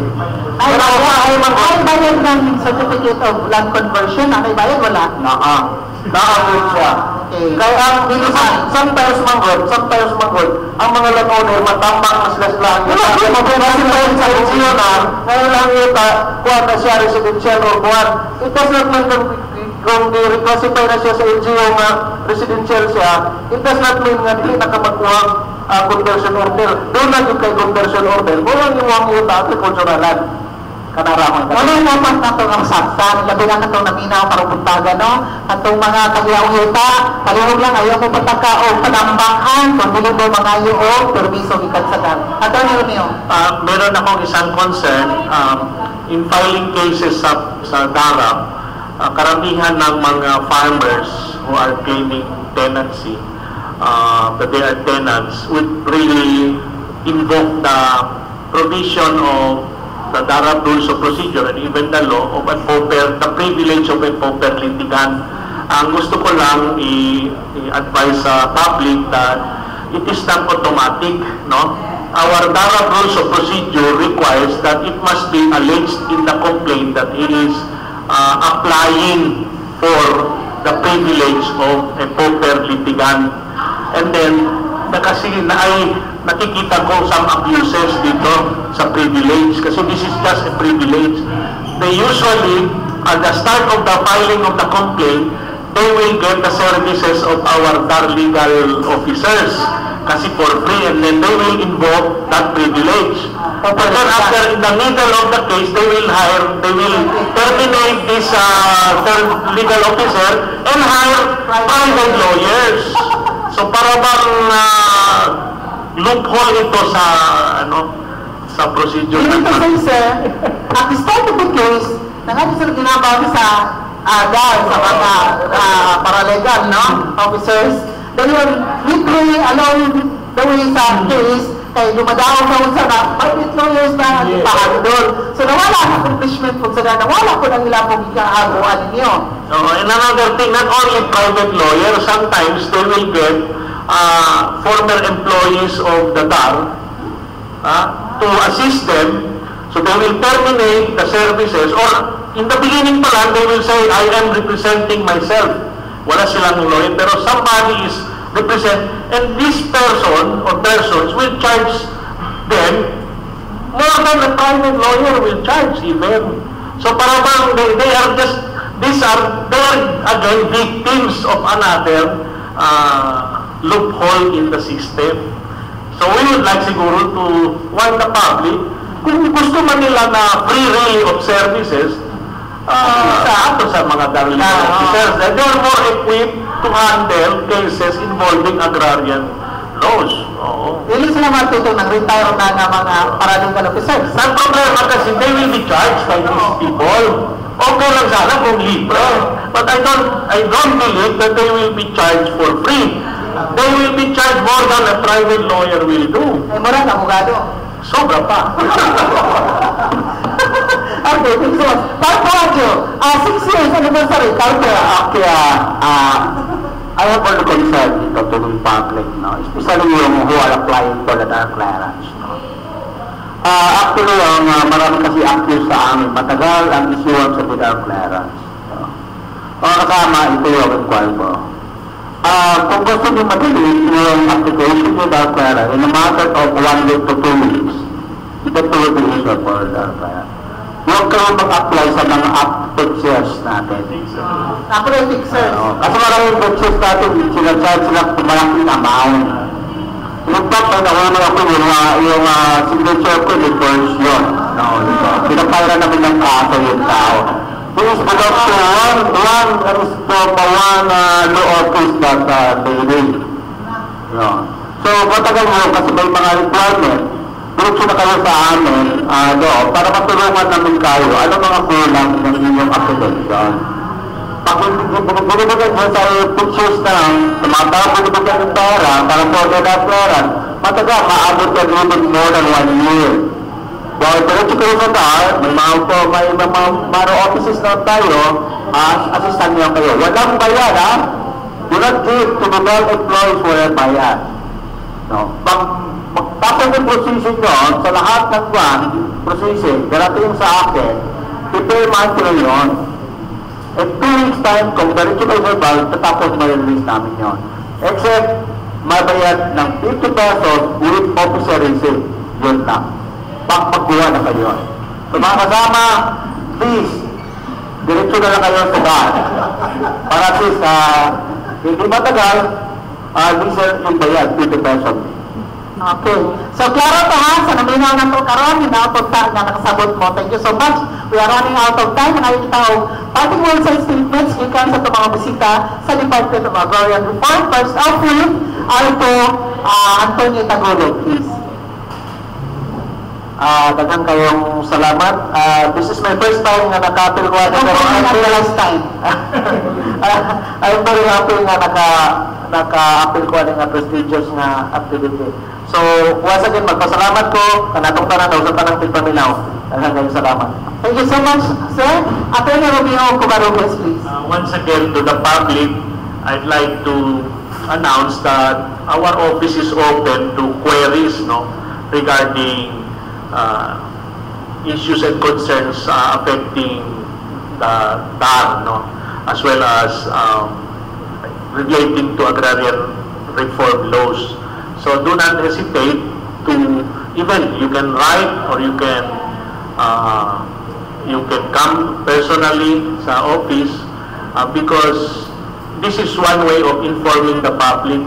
The more informed ang public, the better na ang ating relationship. So this kapihan is also a very beneficial avenue for informing the public. And I would like to thank the organizers of Kapihan sa Dipolog for allowing us this opportunity once again to share with you our insights and issues and concerns. Thank you so much, Attorney Romeo Covarrubias. Alto Muhammad Hasan Adjun. Muna-muna, salamat kami sa partner namin. Kami sa DAR, kami nag-report sa mga partner namin. Baliktad. Kasi yung mga partner nag-report kami, yung Department of Reform, kami yung nag-report sa media. So that the media will report to the listening public. Ano ba ang nagawa ng Department of Reform? Every now and then, naging regular partner namin, lalo na ng Kapihan. Matagal-tagal na tayo nakasama, at least matagal-tagal na rin. Naririnig niyo yung ang Department of Reform. Kami masaya kami. At least na-update ang mga listening public tungkol sa trabaho ng Department of Reform to the Kapihan sa Dipolog. Magandang instrument ito, magandang tools ito, para everybody will learn about the Department of Reform. Mayroon lang ako gusto paabot sa inyo. Ngayon, August 4 to 7, magkaroon tayo kami ng regional sport activities in relation to our 6th Copper anniversary. So, dito yung host ng regional activities sa province of Zamboanga del Norte, particularly sa City of Dipolog. Para gawin mga activities, pwede rin tayo magkaroon ng press-con dito. Kasi dito yung mga ayaw kapitinator. Even we are planning to invite the undersecretary or the secretary to be with us so that we can touch them about the Department of Reform, especially about the program, activities, and project being implemented by the Department of Reform. Not only for the province of Zamboanga del Norte, even the national school, mayroon tayo pa nun. So, mga kasama, magtulungan tayo for the cause of our rural development in agrarian reform for the province of Pangulo. Thank you very much. Thank you so much, Dr. Muhammad Hasan Adjun. Thank you so much, Attorney Romeo Covarrubias, and also to Alto Antonio Tagolog. Thank you so much sa inyo ang pag-anili sa itong Kapihan sa Dipolog. Edgar Soronda. Okay. Okay, salamat. Thank you very much sa itong mga bisita karong butaga sa itong Kapihan sa Dipolog. Sama sa inyo David. I hope this is not labi na sa mga bago pa itong programa. This will not be the last.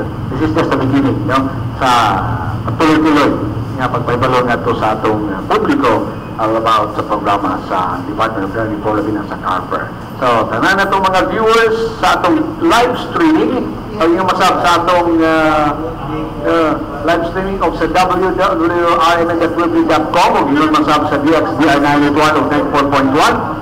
Thank you very much for listening to Kapihan sa Dipolog. Until next Sunday, happy weekend. Thank you so much at Councilor na wala na tayong panahon. To God be all the glory. Thank you so much nga to kang Silver, Tabiati Colombiano, Mamalugala. Sa atong live streaming, www.rmn.com. Click lang sa YouTube sa Kapihan sa Dipolog. Ang tanan na editions sa Kapihan sa Dipolog. Salamat na to kang Taxi Lumba na may nagdala sa itong tingog sa kahanginan sa 94.1 IFM o sa 981, nawala na ito, nakapul ako, 981 sa DXDR. Thank you so much na ito kang Danilo dito sa istasyon o iyon man sa itong station manager na si Mr. Edgar Dagobo, Gayon ako Dalino, si Ophelia Riverman, good morning, si Jerry Sulga, good morning, o iyon man, mingon ko, kung sa edit Pintito man, mingon kaninyo, to God be all the glory, salamat kayo Lord, ining kahigayonan, o ingon man, happy Sunday to all of us. God bless us all. Studio, take it away. You know,